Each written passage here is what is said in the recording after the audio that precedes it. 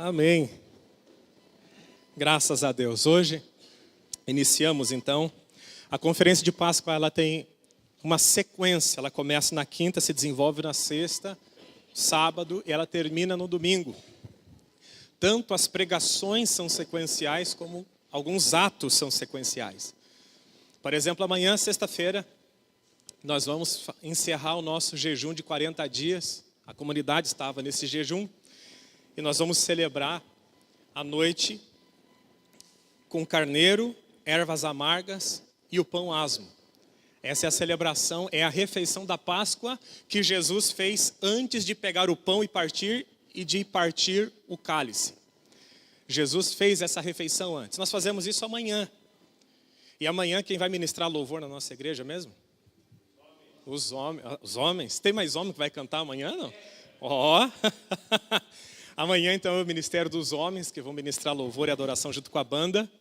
Sábado é o dia que a criançada toma conta aqui. Eles fazem o grande coral das crianças e as crianças, junto com a banda, ministram ao Senhor. E no domingo, encerrando a nossa conferência, nós estaremos, nossa festa de Páscoa, nós vamos ceiar na presença do Senhor com o pão e o vinho para a glória do nome de Jesus. Amém, gente? Amém? Olha para quem está perto de você e pergunta para ele, amém, meu irmão? Glórias a Deus. E domingo também tem mais uma ministração de danças, né? Graças a Deus. Quem foi abençoado na ministração das meninas? 3 meses ensaiando sábado, 7 horas da manhã. Esse é o resultado, né? 3 meses ensaiando. A Jéssica quase nos dias, né, Jéssica? Meu Deus do céu. Ainda tem ainda o Pentecostes ainda para dançar antes da herança nascer. Glória a Deus. Graças a Deus. Quem trouxe a palavra do Senhor, diga graças a Deus. Pega lá na mão, abra lá no livro de Gênesis, capítulo de número 3. Vamos começar em Gênesis e vamos avançando até o final das Escrituras, porções específicas até domingo. Começando hoje com Gênesis, capítulo de número 3, a partir do verso 6. São 3 versículos que nós vamos ler. Verso 6, verso 7 e verso 21. Gênesis 3, 6, 7 e 21.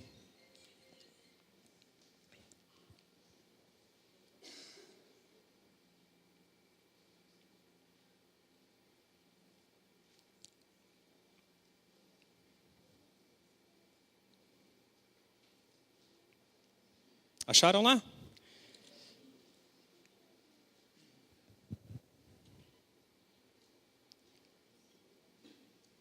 Gênesis capítulo 3.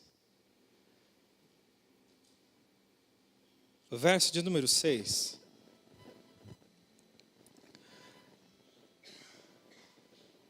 Quando a mulher viu que a árvore parecia agradável ao paladar, era atraente aos olhos. Além disso, desejável para dela se obter discernimento, tomou do seu fruto, comeu-o e deu a seu marido, que comeu também. Verso 7. Os olhos dos dois se abriram e perceberam que estavam nus. Então juntaram folhas de figueira para cobrir-se. Verso 21. O Senhor Deus fez roupas de pele e com elas vestiu Adão e sua mulher. Feche seus olhos em nome de Jesus. Eu quero orar com você nessa noite.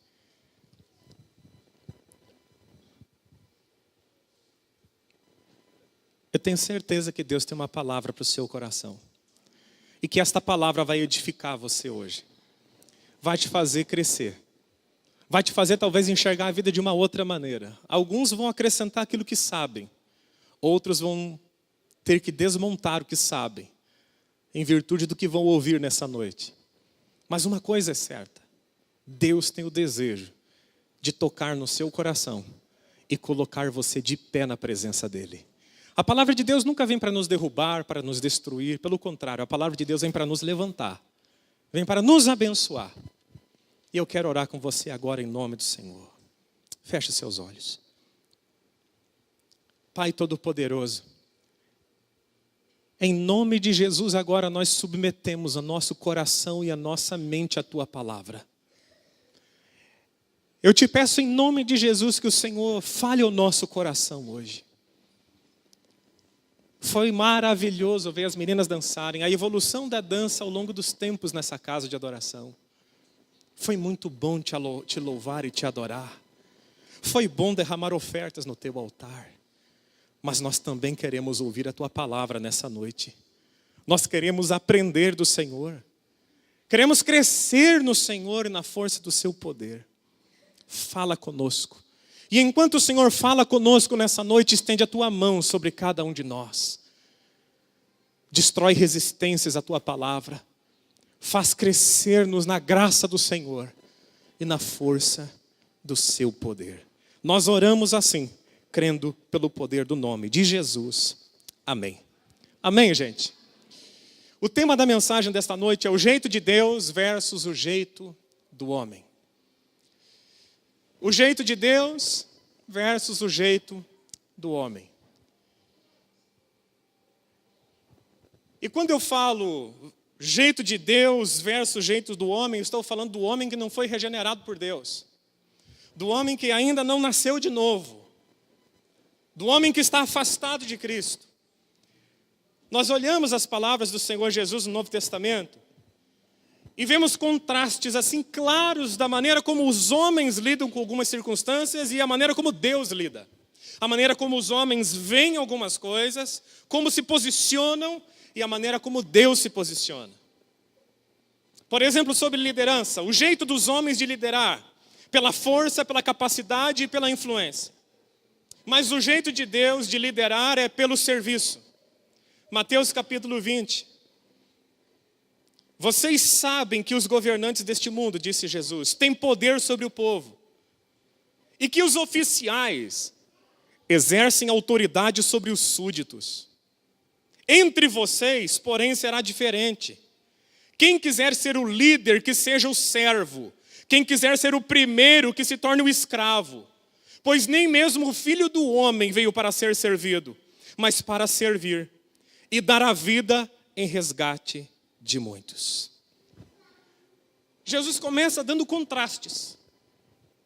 Esse contraste de Jesus afeta diretamente a nossa sociedade, que busca por liderança frenética o tempo todo, por liderança, por influência. Jesus diz assim, olha, no meu reino é diferente. Quem lidera é aquele que mais serve. É muito simples no reino de Deus você identificar o líder. Ele está servindo. Diga assim, o líder serve. O que eu estou fazendo nessa noite agora? Servindo. Eu estou servindo vocês. De alguma maneira, expondo a palavra de Deus para que vocês sejam abençoados pelo Senhor. O que o pessoal do louvor estava fazendo aqui? Fala a verdade. A gente precisa de tecladista para fazer o louvor? Não. A gente precisa de baterista para fazer louvor? Não. Precisa das meninas estarem aqui na frente? Não. Louvor sai do coração da gente para fora, certo? Eu não preciso ter instrumento, não precisa ter nada mecânico, nada de a mais. Por que eles estavam aqui em cima servindo? Para ajudar a igreja a adorar o Senhor. Por que os diáconos estão de pé? Está tendo muita movimentação lá fora. As crianças estão sendo servidas lá fora. O que está acontecendo lá na casa, por exemplo, que mulheres saem daqui de dentro e vão lá atrás para ministrar no coração dos nossos filhos? Quando a gente era pequeno, a gente ficava do lado do pai da gente na igreja. Quem tem mais de 20 anos de crente sabe disso. Aí se você olhasse para o lado, o que acontecia com você? Sentava do lado. Hoje Deus nos abençoou, nós temos pessoas que pastoreiam crianças enquanto o culto está acontecendo. O que elas estão fazendo? Exercendo liderança, elas são maiores do que nós. Quem serve é maior do que quem é servido. Em relação à vida, por exemplo, a gente olha isso. O medo da sociedade de morrer, por exemplo. A angústia do homem de morrer. Você não tem medo de morrer não, né? Não? Relaxa um pouquinho, olha para quem está perto de você e pergunta, você tem medo de morrer?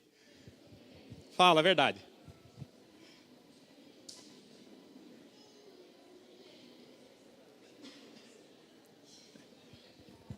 Sempre tem alguém que tem um medinho. Você veja a luta frenética do homem para não morrer. A angústia do ser humano para não morrer. Apegado à sua vida até as últimas consequências. Tem uns filmes, eu não gosto de assistir muito filme. Eu sou um péssimo companheiro de filme.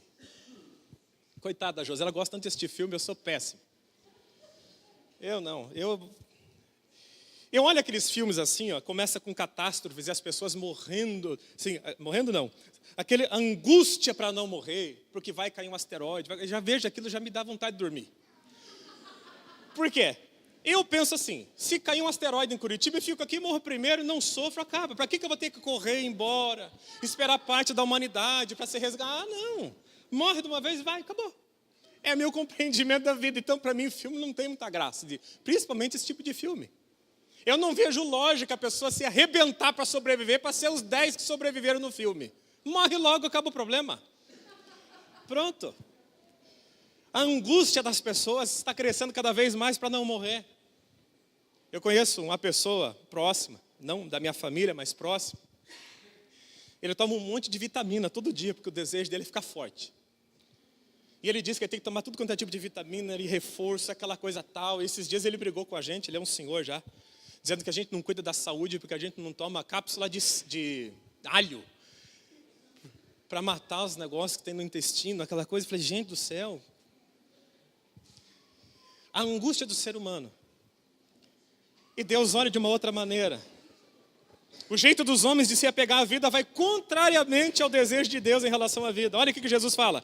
Depois Jesus chamou as multidões e os discípulos e disse: se alguém quer ser meu seguidor, negue-se a si mesmo, tome a sua cruz e me siga.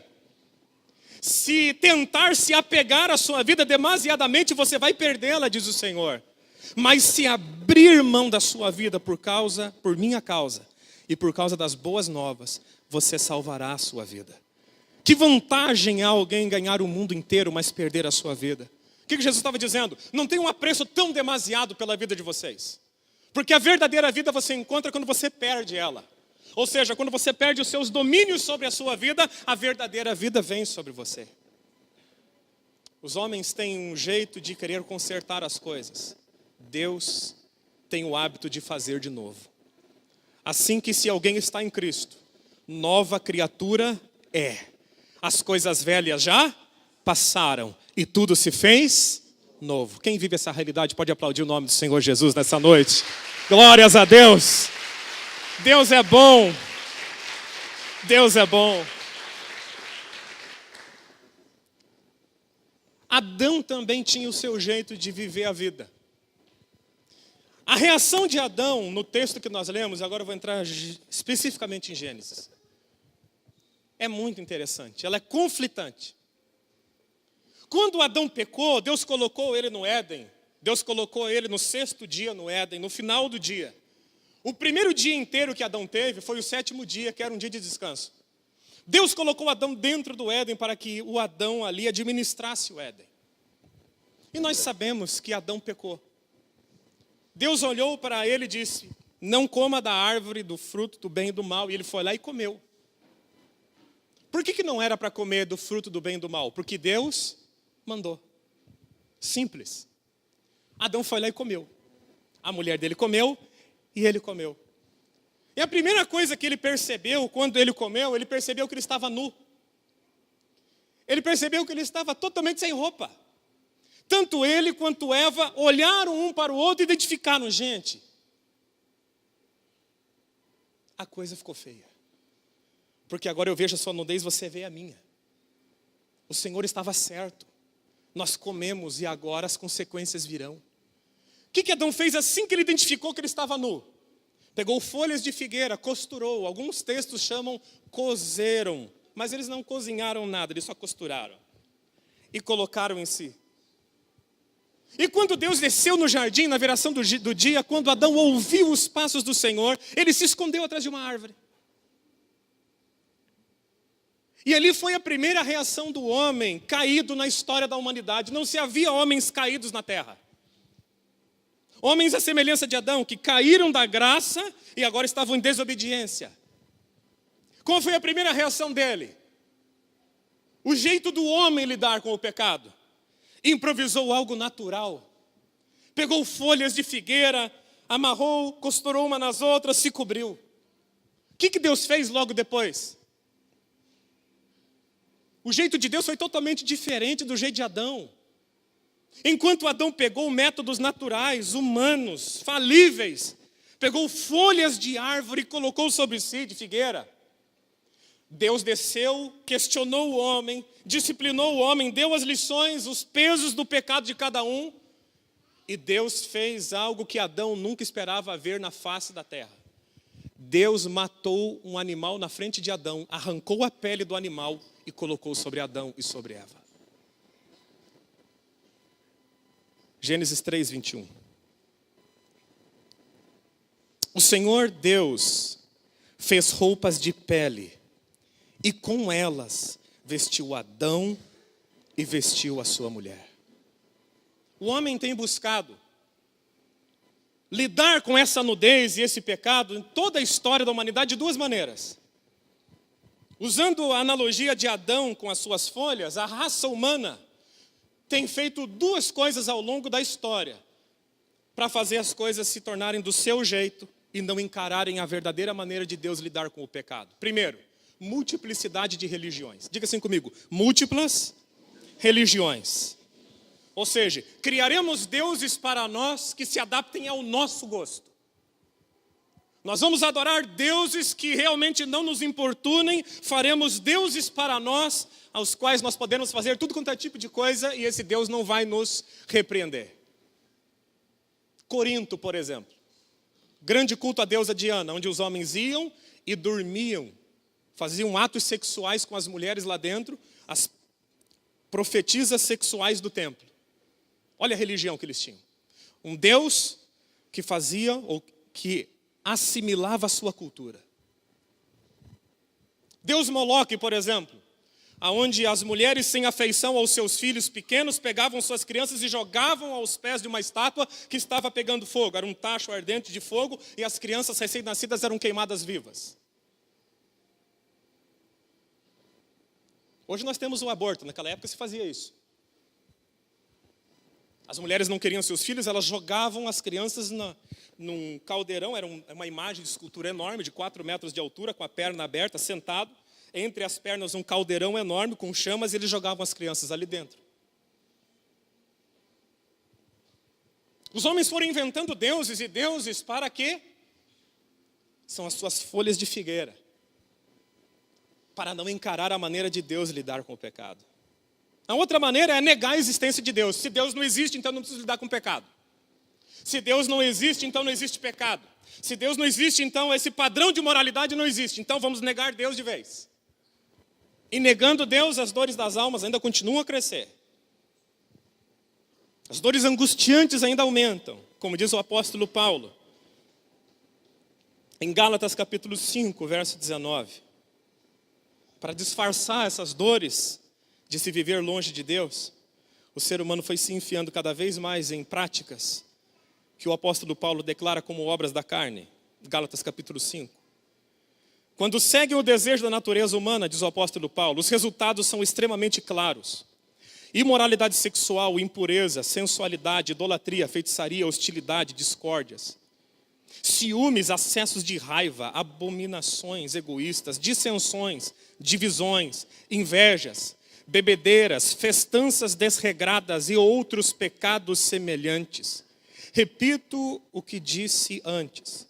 Quem pratica estas coisas não herdará o reino de Deus. Todas essas obras da carne, de acordo com as Escrituras, são apenas para dar um alívio momentâneo na alma que está sofrendo sem Deus. Mas qual é o jeito de Deus lidar com o pecado?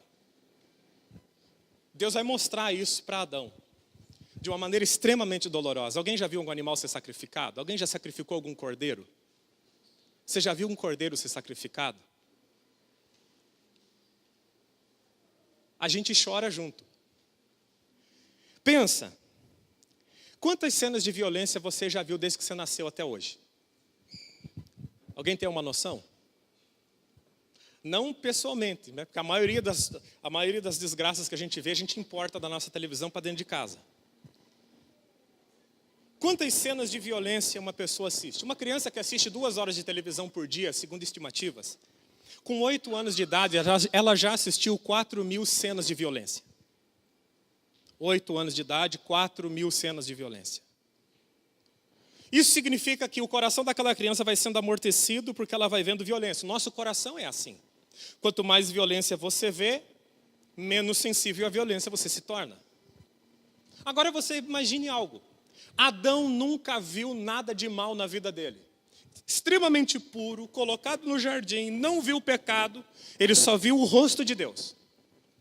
Os animais se comunicavam com ele, ele nunca tinha visto uma caça de animal. Esses dias o Pedro chorou lá em casa, porque ele viu um planeta animal, algum programa assim lá com a gente, não lembro o nome, do Discovery, e um leão atacou um gnu e matou ele. E o Pedro começou a chorar, dizendo que aquilo era injusto. Adão nunca tinha visto isso. Adão não sabia o que era a morte. E de repente Deus desce no jardim, e ele está escondido, Deus fala para ele assim, onde você está? E ele sai de trás dizendo, olha, toda aquela desculpa que nós conhecemos, eu pequei, aquela coisa toda. E Deus vem, pega um animal na frente dele, e Deus sacrifica um animal na frente dele. E não apenas isso, Deus arranca a pele daquele animal, faz uma vestimenta para Adão e coloca em Adão. E faz a mesma coisa com Eva. Pega peles de animal, porque Deus não criou aquela pele. Ele matou um animal, porque tem um princípio por trás disso. E colocou a pele em Eva. Você pensa no horror que não foi para aquele casal naquele dia. Envergonhados porque tinham falhado. E agora um animal estava morrendo, estava morto diante deles, e a pele daquele animal estava neles. Deus ia nos ensinar, através de Adão, 7 princípios da maneira como Deus trabalha com o pecado. Deus exige, primeiro, derramamento de sangue pelo pecado. Hebreus capítulo 9, verso 22 diz, de fato, segundo a lei, quase tudo era purificado com sangue, pois sem derramamento de sangue não há remissão de pecados. A primeira lição que Deus estava ensinando para Adão, a maneira como Deus lida com o pecado, o sangue tem que ser derramado. Porque se não houver derramamento de sangue, não haverá perdão de pecados, segundo a palavra do Senhor no livro de Hebreus. Segundo, o pecador deve ser coberto com o sangue. Quando você tira a pele do animal, o que tem por lá de dentro? Diga assim, sangue. Sangue. Deus pegou aquela capa de animal, aquela pele de animal com sangue e colocou em Adão. Adão precisava entender. Sem sangue não há remissão de pecados. E todo pecador deve ser coberto pelo sangue. 1 Pedro vai esclarecer muito isso, dizendo, os eleitos, segundo a presciência de Deus, em santificação no Espírito, para a obediência e a aspersão do sangue de Jesus Cristo. Graça e paz vos sejam multiplicados. Quem recebe, diga graças a Deus. Pedro está dizendo, é a aspersão do sangue sobre a vida do pecador que faz ele ser aceito. Em Apocalipse capítulo 1, verso 5, diz, e da parte de Jesus, que é a fiel testemunha, o primogênito dentre os mortos e o príncipe dos reis da terra, aquele que nos amou e em seu sangue nos lavou dos nossos pecados. Nós temos vida pelo sangue do Cordeiro. O terceiro princípio que Deus estava mostrando para Adão, a vida está no sangue. Em Levítico capítulo 17, verso 11, a Bíblia diz, a vida está no sangue. Do mesmo jeito que o meu corpo, se perder o sangue, perde a vida, assim uma pessoa debaixo, fora do sangue de Jesus, não tem vida espiritual. A vida do nosso corpo está no sangue. E a vida do nosso espírito está no sangue de Jesus. Apocalipse capítulo 12. E ouvi uma grande voz no céu que dizia, agora é chegada a salvação, a força e o reino do nosso Deus, e o poder do seu Cristo. Porque já o acusador dos nossos irmãos é derrubado, o qual diante do nosso Deus nos acusava dia e noite. E eles venceram pelo sangue do Cordeiro e pela palavra do seu testemunho, e não amaram as suas vidas até a morte. A multidão que vai chegando em Apocalipse diante de Deus, o testemunho é: eles venceram porque o sangue do Cordeiro estava sobre eles. Porque se não houver derramamento de sangue, não há remissão de pecados. Deus também estava para mostrar para Adão e para Eva que quem proveu o sacrifício é Ele. Quem matou o animal para colocar a pele em Adão? Deus. Deus estava mostrando outro princípio. Quem dá o cordeiro, quem oferece o sacrifício, é o Senhor, para a remissão de pecados. Deus providenciou o cordeiro para Adão e para Eva.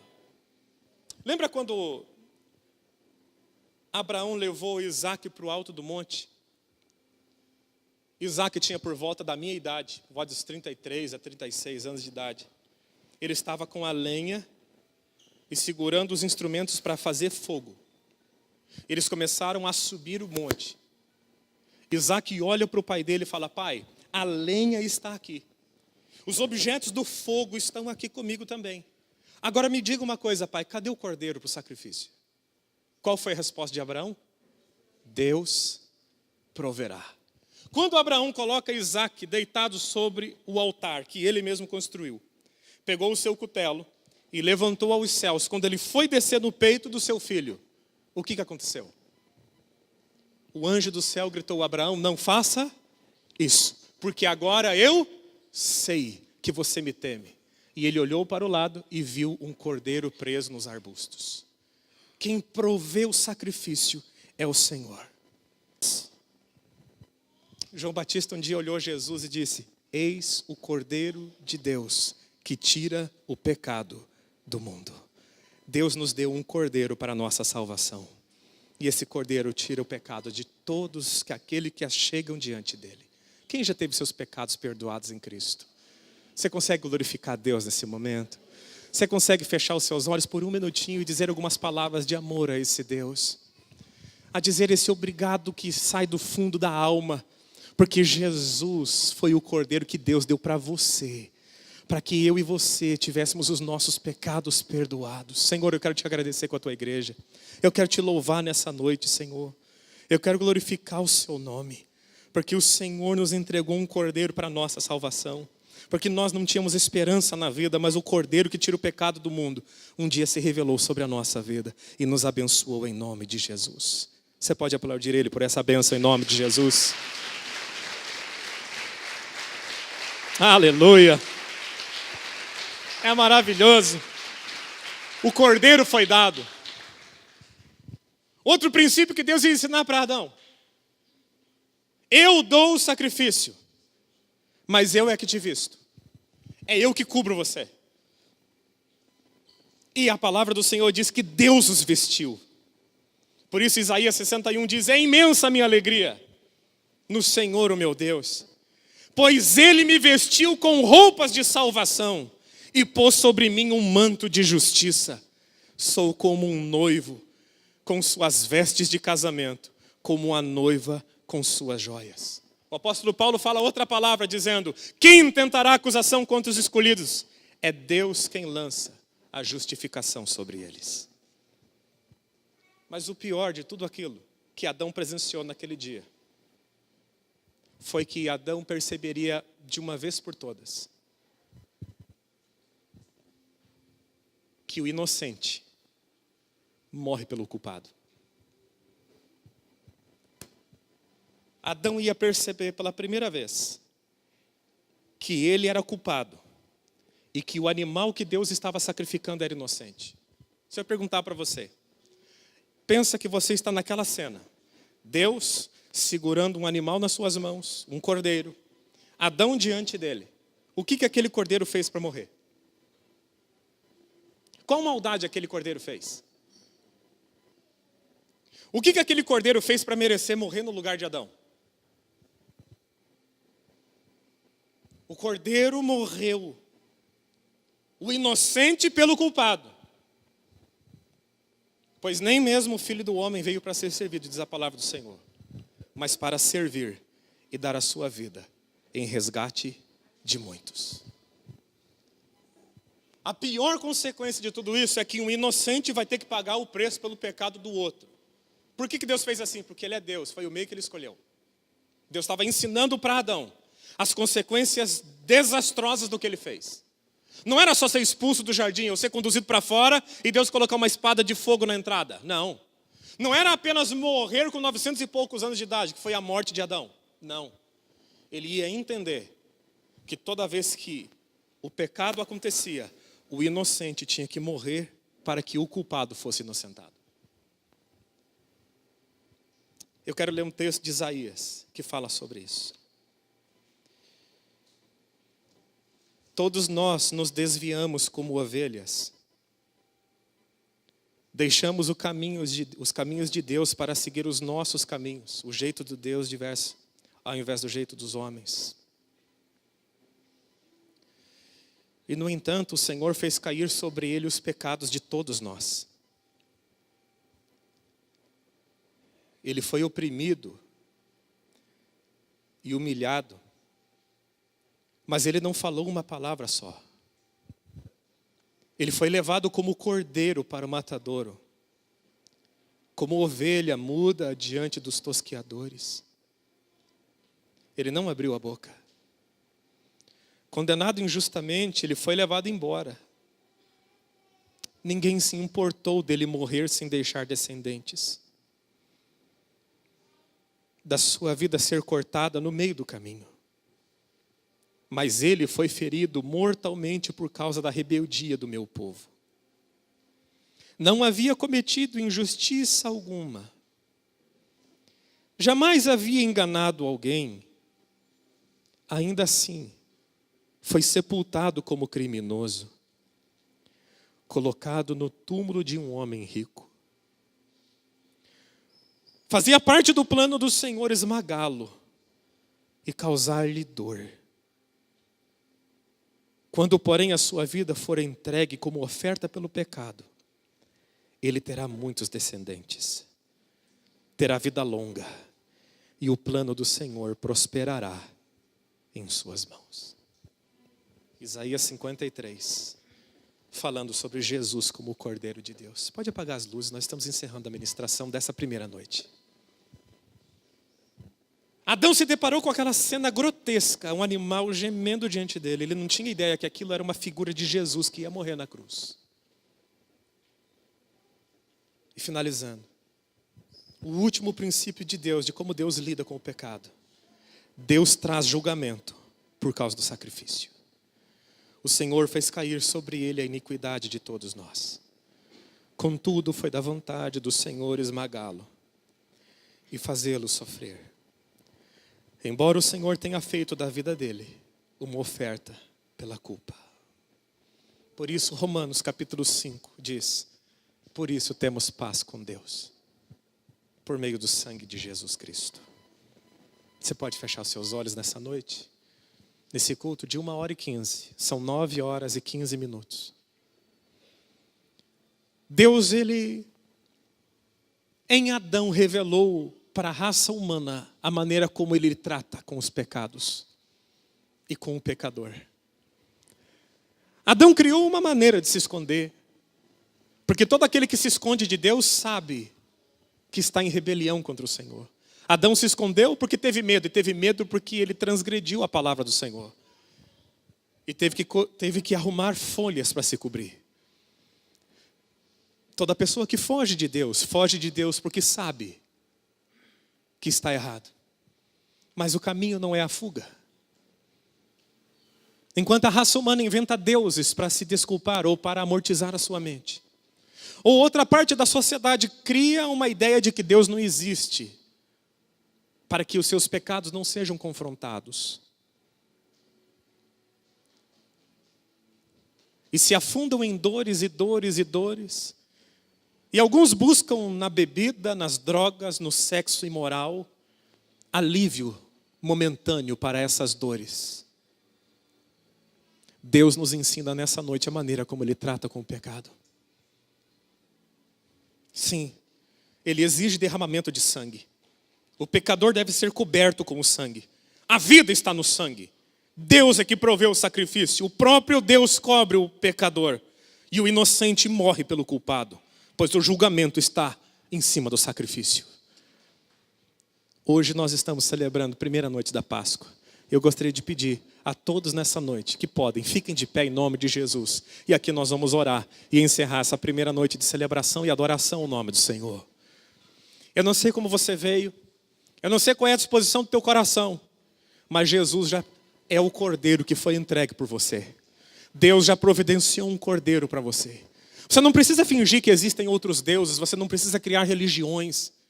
A verdadeira religião, nós aprendemos em nosso Senhor e Salvador, no nosso Deus.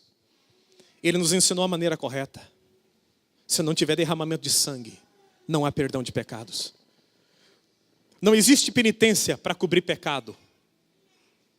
Você pode andar quilômetros de joelho.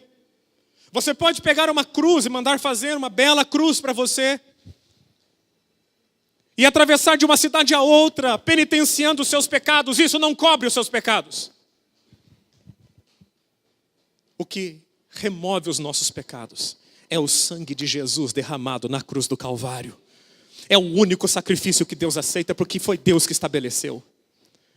Ele que proveu o sacrifício, Ele proveu Jesus Cristo, para que todo aquele que nele crê não pereça, mas tenha a vida eterna.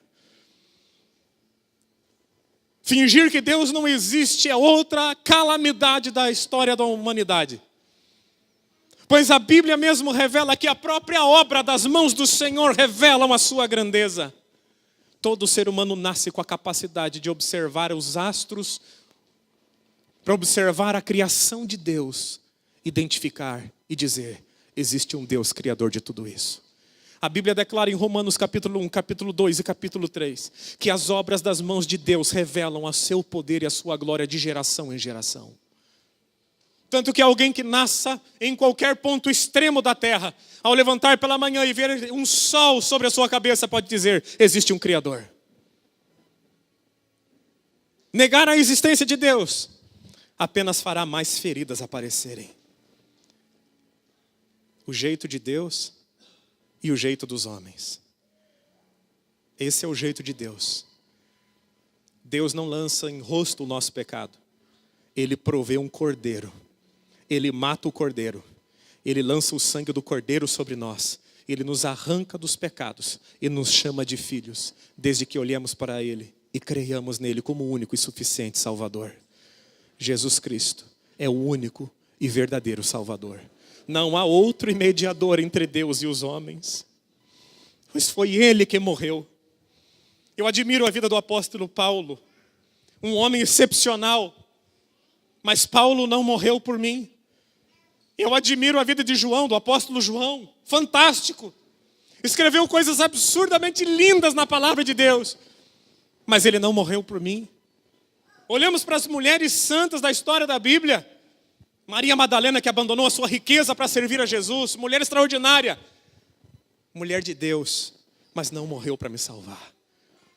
Olhamos a vida de Maria, que deu a sua própria vida, sua juventude, para que Jesus viesse ao mundo, contra a cultura da sua época, mulher santa de Deus, mas Maria não morreu em meu lugar.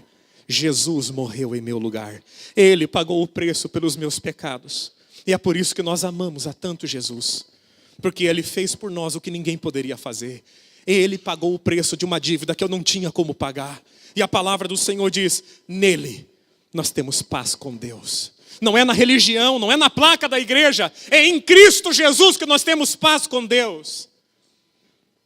E como o apóstolo Paulo dizia, nós como mensageiros de Deus anunciamos: reconciliem-se com Ele, pelo sangue de Jesus. O precioso sangue de Jesus que um dia nos encontrou. Pastor, mas como é que isso tudo acontece? Qual é a mecânica prática disso? Como é que isso acontece na minha vida? Quando eu creio em Jesus como o único e suficiente Salvador, o sangue dele é aplicado na minha vida. os meus pecados são apagados, eu me torno uma nova criatura, eu passo a ser filho de Deus e começo a andar debaixo da palavra do Senhor. Nessa noite eu quero orar com todos aqui. Nessa primeira noite de Páscoa, de conferência, de festa. Deus tem o seu método de trabalhar. E eu quero orar com você que está cansado. Cansado de penitenciar. Cansado de tentar se livrar dos seus pecados. Jesus Cristo é o único que pode remover todos os teus pecados. Não é essa igreja aqui. É Jesus. O sangue dele pode transformar a tua vida. O sangue dele é poderoso para te fazer justo. Quem vence? Aquele que ganha mais dinheiro? Aquele que tem mais bens materiais? A Bíblia diz que quem vence é quem colocou as suas vestes salpicadas no sangue do Cordeiro. É quem creu em Jesus Cristo como único e suficiente Salvador. E andou debaixo da sua palavra. Infelizmente, hoje em dia, tem se disfarçado tanto o poder do sangue, a ponto de alguns homens levantados pelo próprio diabo afirmarem que se Jesus tivesse morrido sufocado, a morte seria suficiente. Não, a morte foi o meio de extração do sangue. O sangue de Jesus precisava verter naquela cruz, para que todo aquele que nele crê não pereça, mas tenha vida eterna. Foi por isso que Jesus morreu. Eu quero te pedir nessa noite, em nome de Jesus, você que já sempre há pessoas, dois grupos de pessoas. Os que estão distantes e os que estão próximos. E quando eu falo distante e próximo, eu digo distante de Deus e próximo de Deus. Os que estão próximos, eu quero te convidar a um momento de ação de graças ao Senhor. De louvar a Deus por tudo que Jesus fez. Também é uma boa oportunidade para você e eu reavaliarmos a nossa vida. Se a vida que estamos vivendo em Cristo é condizente com o tamanho do sacrifício que Ele entregou. Ou se a nossa vida cristã está morna, fria. Mas para quem está distante, eu quero pedir que você aproveite esse momento da oração final da noite. Da penúltima oração da noite, melhor dizendo. Para você se consertar com Deus. Se render a Jesus. E permitir que o sangue dele vá sobre a sua vida. E eu te garanto que num estalar de dedos, Deus faz você justo sobre a face da terra. Deus salva a tua alma, Deus salva você. Deus arranca os seus pecados e te dá uma nova vida. E te abençoa de andar de cabeça erguida, não diante dos homens apenas, mas diante do Senhor Deus Todo-Poderoso. Porque o que nos faz andar de cabeça erguida não é a nossa justiça, mas é a justiça dele aplicada em nós. É o sangue dele que verteu sobre nós. Vamos orar ao Senhor? Agora você vai ter a oportunidade de glorificar a Deus, de orar e de se apresentar a Deus. Esse é o primeiro dia da conferência, nós teremos tempo para crescer no conhecimento do Senhor. Mas hoje paramos aqui, em nome de Jesus. Pai Todo-Poderoso, nós estamos debaixo dessa palavra, meu Pai. Orando agora, meu Deus, porque cremos na Tua palavra. O Senhor, na vida de Adão, mostrou para ele a maneira como o Senhor lida com o pecado. O derramamento do sangue, o pecador coberto pelo sangue, a vida no sangue, o cordeiro providenciado. O próprio Deus cobrindo o pecador, o inocente morrendo pelo culpado, o julgamento colocado sobre o sacrifício. Tudo isso já foi aplicado em nós, meu Pai, nós te glorificamos nessa noite. Te pedimos em nome de Jesus que o Senhor nos abençoe no coração, meu Pai. De não vivermos de acordo com as concupiscências dessa terra, de não andarmos, meu Pai, afastados do Senhor. Pelo contrário, de olharmos para a salvação que nos foi dada e corresponder à altura ao Senhor. Lhe entregando, meu Pai, sacrifícios de louvor e uma vida consagrada, frutos de arrependimento. Meu Pai, aqueles que estão afastados do Senhor, que nessa noite encontrem em Jesus uma oportunidade de transformação de vida. Não uma mudança apenas de religião, não uma mudança de placa de igreja, mas uma mudança de história de vida. Meu Deus, em nome de Jesus, abençoe todos que estão aqui nessa noite. Abençoe, meu Pai, do mais velho ao mais novo, do membro mais antigo ao visitante mais recente, que todos recebam da palavra, da graça, da vida e do amor do Senhor, meu Pai. Agora nós vamos para a nossa casa e vamos abençoados debaixo do sangue do Cordeiro. Nós vamos debaixo das mãos do Deus Todo-Poderoso que nos abençoou. Amanhã, se o Senhor não voltar, meu Pai, às 8 horas, estaremos aqui de novo para prestar culto, honras, louvores e adoração ao Teu nome. Leva-nos na graça, leva-nos debaixo da bênção do Senhor, meu Pai. Livra-nos de nós mesmos. Nos livra do nosso racionalismo e nos abençoe de nos entregar à fé. E de viver uma fé verdadeira em Jesus Cristo, o único e verdadeiro Salvador. Aquele em que toda a terra, um dia, diante dele, dobrará os joelhos e confessará Jesus Cristo. É o Senhor, é Rei e é Deus Todo-Poderoso. Que o grande amor de Deus, a comunhão e a consolação do Espírito Santo esteja sobre a sua vida hoje e sempre. Que o Senhor sobre ti levante o teu rosto e te dê a doce paz do nosso Senhor e Salvador, Jesus Cristo. Vão em paz. Eu abençoo a todos em nome de Jesus. Amém. Deus te abençoe. Vá na paz do Senhor.